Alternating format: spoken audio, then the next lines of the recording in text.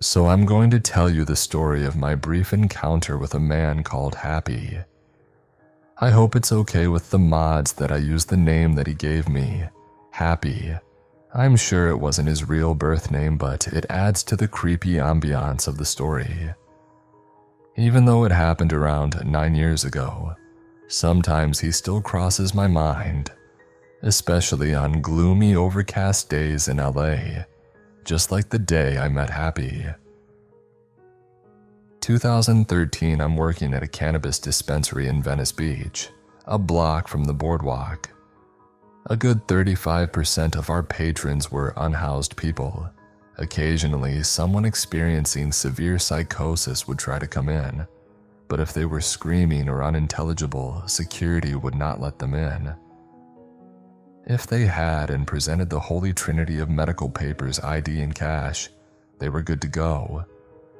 We had a compassion program where we'd bag up grams of shake left over from bottoms of jars and give them completely free, 1 per person per day, to anyone who asked. Word about this spread quickly on the boardwalk. Generally, these people would be the nicest, most polite and considerate customers, even if they did smell a bit stinky and their money got pulled out of a sweaty sock. No one working there would bat an eye if someone came in smelling like they'd slept on the beach for a week next to a bottle of vodka, as long as they just calmly buy their weed and be on their way like any other customer. It's a foggy, chilly day around the holidays, sometime between Thanksgiving and Christmas. Someone called out, so I was the only person in the back buttending.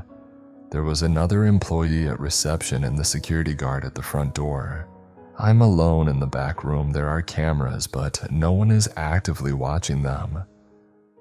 This guy walks in after being checked in at the front. He's the only customer at the moment, and I swear the whole room gets colder as he walks in. He is wearing a very worn-in, deeply faded, wrinkled, conformed to his body, floor-length leather duster jacket, and a similarly beaten-up, wide-brimmed leather cowboy hat.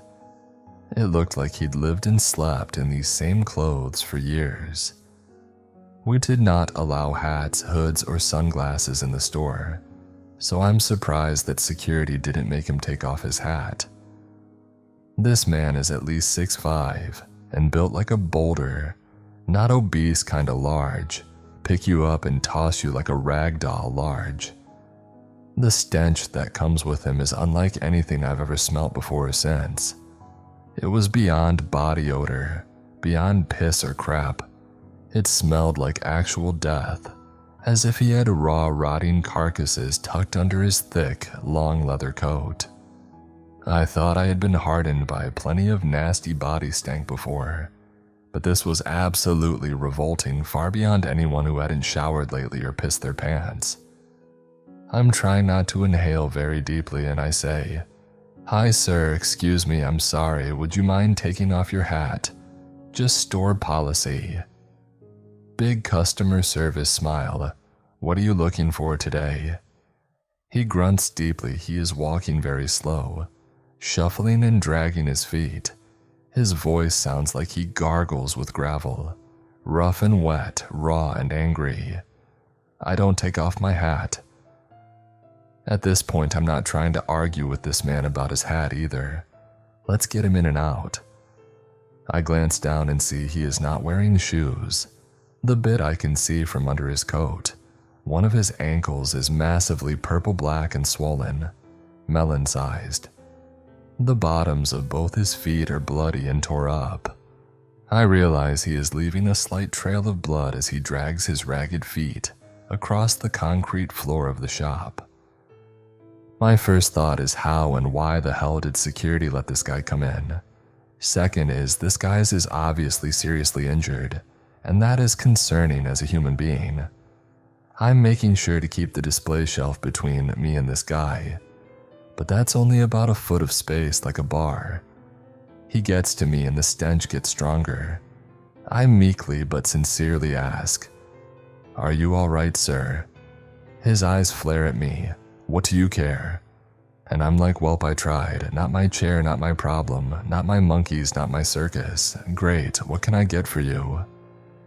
He pulls up one of his sleeves to expose his forearm. It is covered in large round burns like from a cigar, some old, healed, and some fresh, oozing pus and infected.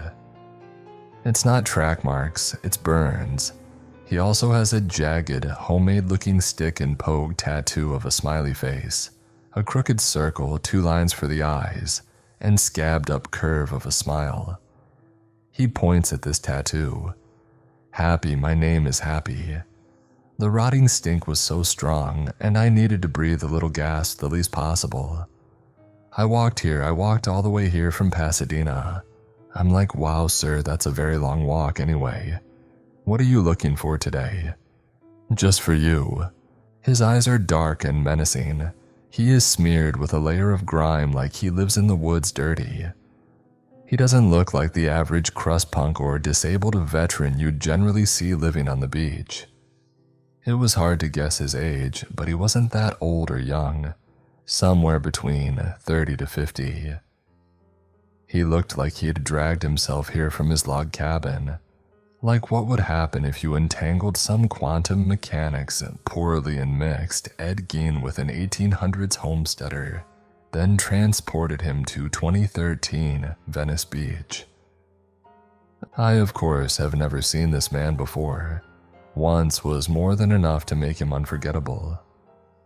He keeps staring at me, and I move as far back as I can to the wall, hopefully out of his grasp if he lunged.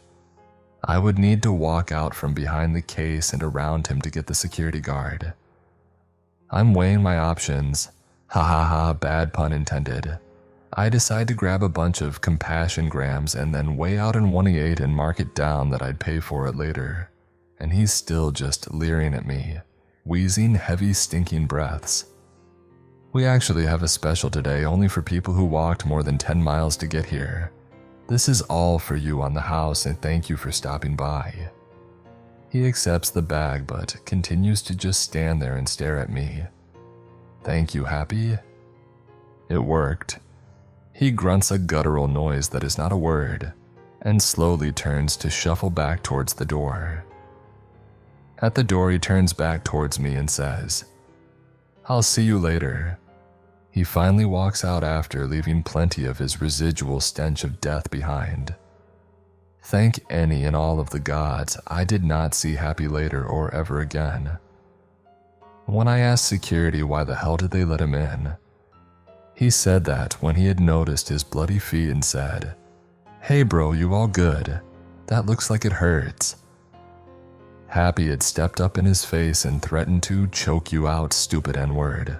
And since it was just him and 2 22-year-old 130-pound girls, he wasn't trying to die tonight and figured hopefully Happy could just get his stuff and leave.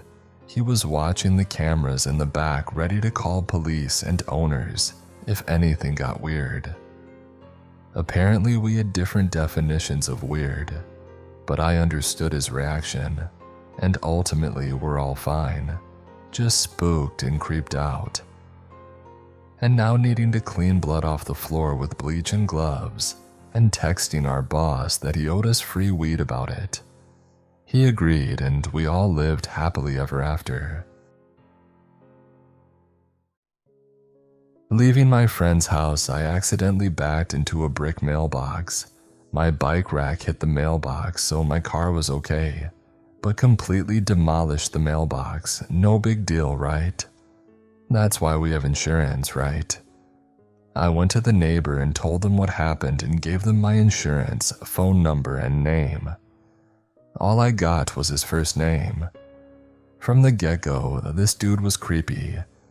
He kept hitting on me, trying to date me, specifically trying to feed me. I left. On my drive to my mom's, I'm attending out-of-state college and parents are divorced. The guy I backed into, Robert, began to text me and call me. He was insistent that it was better for both of us to just pay out of pocket for the mailbox, sending me links to companies that could fix it for $500, and demanding I go on a date with him so I could give him the cash for the repair and he could feed me. I don't know what his deal with the food was. I declined everything, but started to get annoyed by his constant texts and calls. Finally, after 2 days of it with my responses only, "Please contact my insurance," I sent him a text saying that he was harassing me. I blocked him, but he made a new number and threatened to report it as a hit and run to the police. I'm in law school, okay? This wasn't a hit and run. I blocked the second number. Then he used a new number to ask me if I wanted him to send a screenshot or video of the accident to his insurance. I admit this made me angry. I called this number and dug my nails so hard into my thigh that I drew blood as he threatened reporting things, asking me on a date and trying to entice me to just pay cash. I finally screamed, "Don't contact me again, you effing inbred piece of garbage."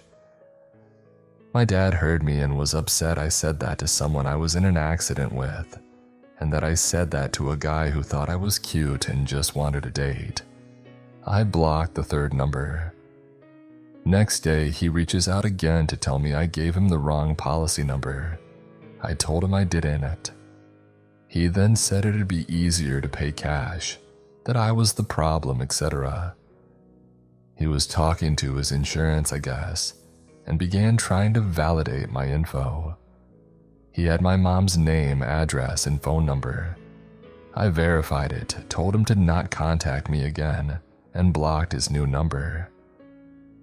Next morning, super early, I get a text, basically saying he finished the claim and I was awful for making it harder than it needed to be by going through insurance and not going on a date with him. He then included, "You're so beautiful and ugly at the same time. Don't take risks, stay on the good path, goodbye." At this point, I got scared. Fifth number blocked. Then at midnight he texts, "You up? I know where you live, don't try and screw me over on insurance. I'll report it as a hit and run. You should have just gone on a date with me." I took the phone to my dad, showed him the text, and filled him in. My dad, a pretty scary dude, then calls the guy. He answered, "Shoot, I knew you were into me, want to come over?" My dad got very mad. My dad said this was beyond harassment, this was his final warning to not contact me, that we didn't care how we reported it, etc. Robert began saying I came on to him and offered sex as payment, invited him to my house and was a horny degenerate, instantly blocked, police contacted, insurance notified, all the things. Next day, talk to insurance, protective order filed.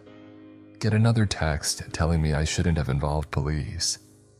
Block seventh number, notify police, go to stay at my dad's because the dude doesn't have this address. My dad is a very tall, very scary dude who loves his Second Amendment. Late last night watching Star Wars with my dad and older brother. Doorbell rings. Dad goes to see who it is and it's Robert with a trash bag filled with things I left at his house. I call the police, my dad goes ballistic, all the things. Police come, arrest the guy. Inside the bag, lingerie, a knife, lip balm, and a Dita Von Tess fetish book. Just met with an attorney. Plot twist, guy doesn't own the house, is an illegal immigrant, is married and is being deported.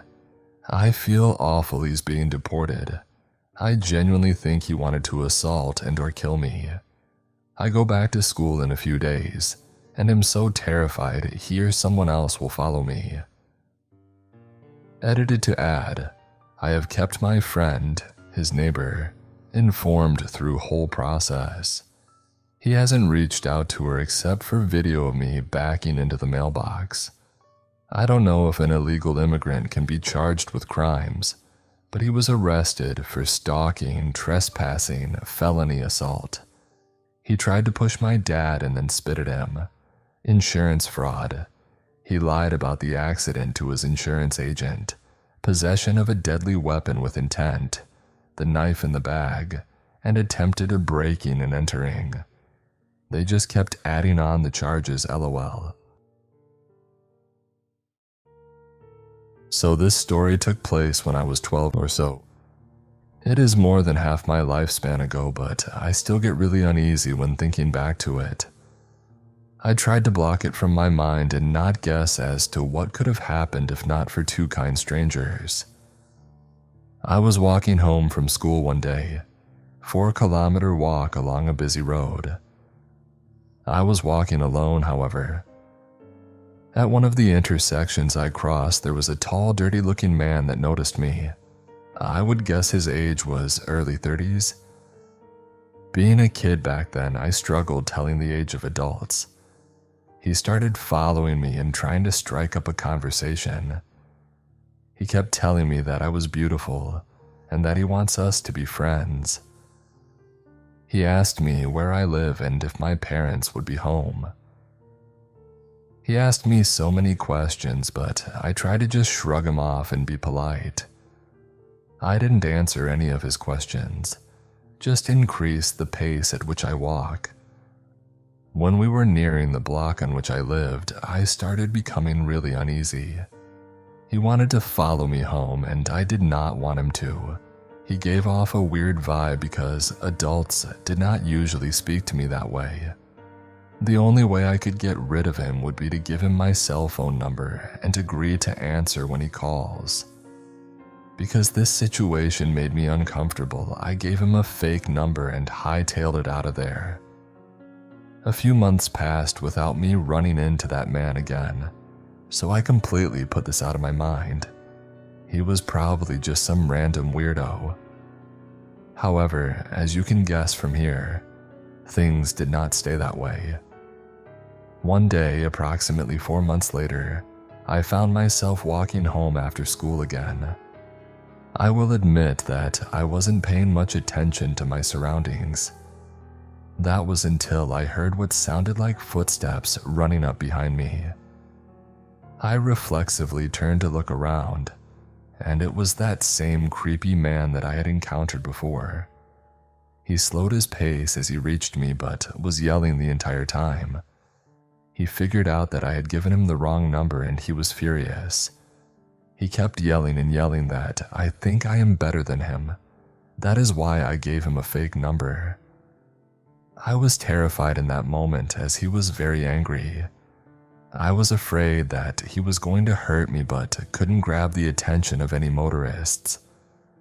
I speed walked to the closest petrol station, which was luckily not too far, with him following behind me, still yelling the entire time. When I got to the petrol station, I immediately got the attention of two burly men standing next to their pickup truck. They must have seen the terrified look on my face, plus the man following me as they immediately ran over to ask if I was all right. I was too scared to speak, just shook my head frantically as I tried to get behind them. They immediately demanded to know why the man was following me. He fed them some BS line about being my brother. I just silently kept shaking my head. I guess they figured out what was happening at this point as they started yelling at the man, accusing him of something I did not stay to find out. I took the opportunity of him being distracted to start running away. The man noticed that I was leaving and tried to take off after me. The burly men really took offense to this as they immediately tackled him and threw him in the back of their pickup. He was screaming at this point. They sped off with the guy at an inconceivable speed right past me and just kept going. I was happy that they took him away, but I did not stop running until I reached home. I had no idea what to make out of this entire exchange, but it really shook me. I do not know where they took the creepy guy or what they did with him after. In all honesty, I did not want to know. I told my parents and altered the route I walked home from school. I never saw him again, and I am thankful for that. Even though I could not say what I needed in that moment, those two kind strangers saw that I was in distress and dealt with it for me. Even after all these years, I still remember the sheer terror and then relief when they took him away.